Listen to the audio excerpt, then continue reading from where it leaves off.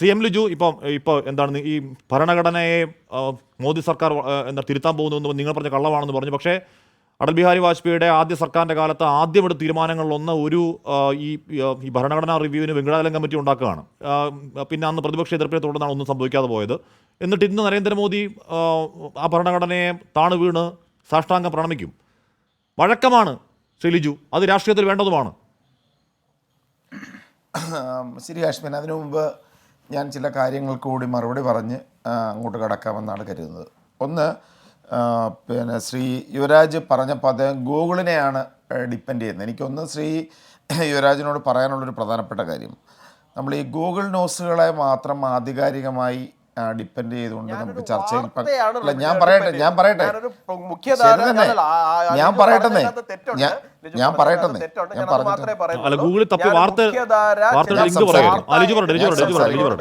ഞാൻ സംസാരിക്കട്ടെ.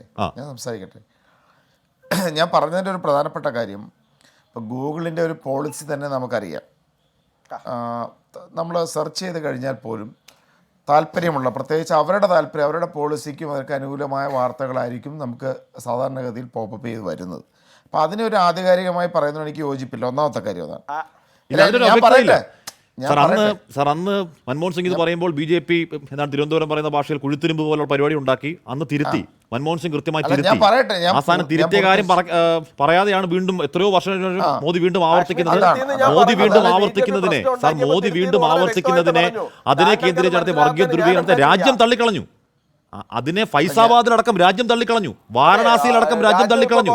നരേന്ദ്രമോദിയുടെ ഭൂരിപക്ഷം 1.5 ലക്ഷത്തിലേക്ക് ഇടിഞ്ഞു. സാർ, ആ നറേറ്റീവ് രാജ്യം ഒന്നാകെ തള്ളിക്കളഞ്ഞേ. സാർ, പ്രാണപ്രതിഷ്ഠ നടക്കുന്ന അത് ഏറ്റവും കൂടുതൽ വർക്കൗട്ട് ആവേണ്ട മണ്ണിൽ പോലും നിങ്ങളെ തൂത്തെറിഞ്ഞു. സാക്ഷാൽ നരേന്ദ്രമോദിയുടെ ഭൂരിപക്ഷം 5 ലക്ഷത്തിൽ നിന്ന് 1.5 ലക്ഷമായി ഇടിഞ്ഞു.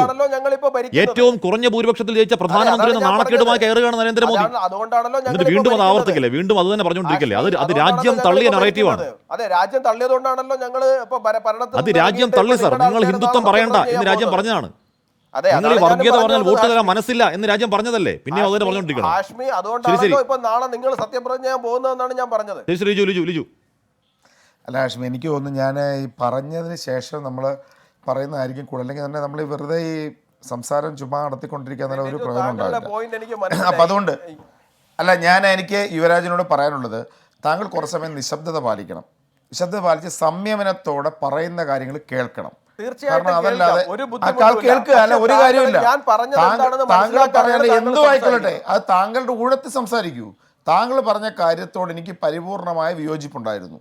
പക്ഷെ അത് കേട്ടോണ്ടിരിക്കുക എന്ന് പറഞ്ഞാൽ പേഷ്യൻ ഹിയറിംഗ് എന്ന് പറഞ്ഞു കഴിഞ്ഞാൽ അത് സംഭാഷണത്തിലാണെങ്കിലും സംവാദത്തിലാണെങ്കിലും വെച്ച് പുലർത്തേണ്ട അടിസ്ഥാന മര്യാദയാണ്. അപ്പോൾ ആദ്യം ഞാൻ പറയുന്ന കാര്യങ്ങളെ ക്ഷമയോട് കേൾക്കുക, അതിനോട് എന്ത് എതിർപ്പുണ്ടെങ്കിലും അതിനുശേഷം സംസാരിക്കുക.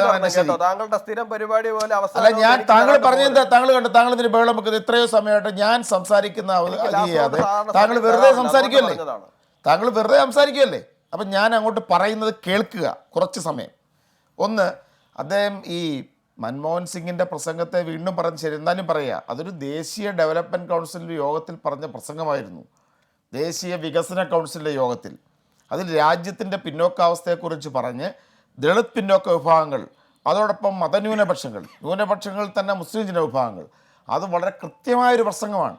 അതിനെ അടർത്തിയെടുത്ത് സംസാരിച്ചത് അങ്ങേറ്റം തെറ്റായ പ്രവൃത്തിയാണ്.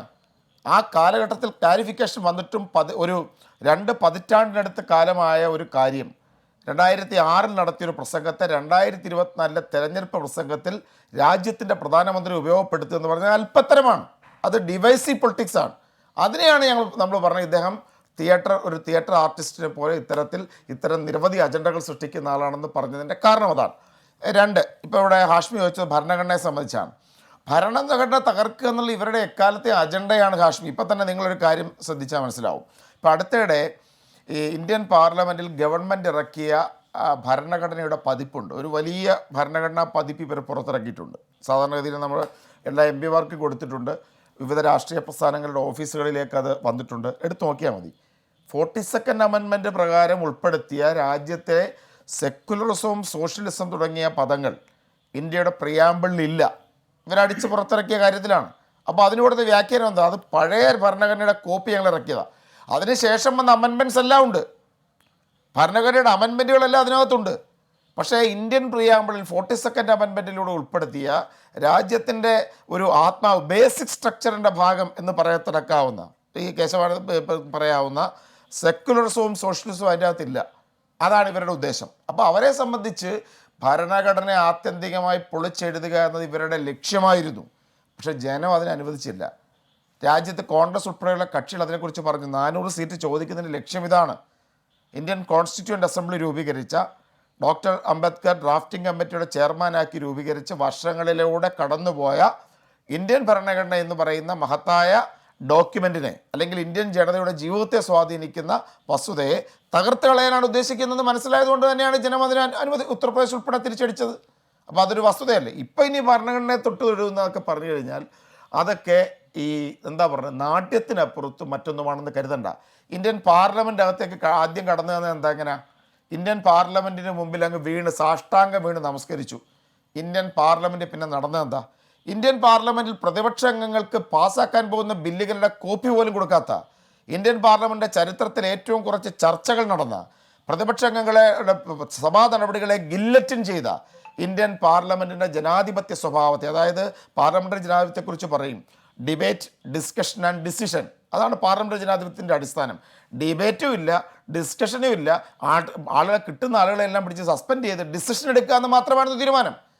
പ്രതിഷേധിച്ചതിന്, ശക്തമായി പ്രതിഷേധിച്ചതിന് മുഴുവൻ പാർലമെൻറ്റ് അംഗങ്ങളെ സസ്പെൻഡ് ചെയ്ത ചരിത്രമല്ലേ ഇവിടെയുള്ളത്?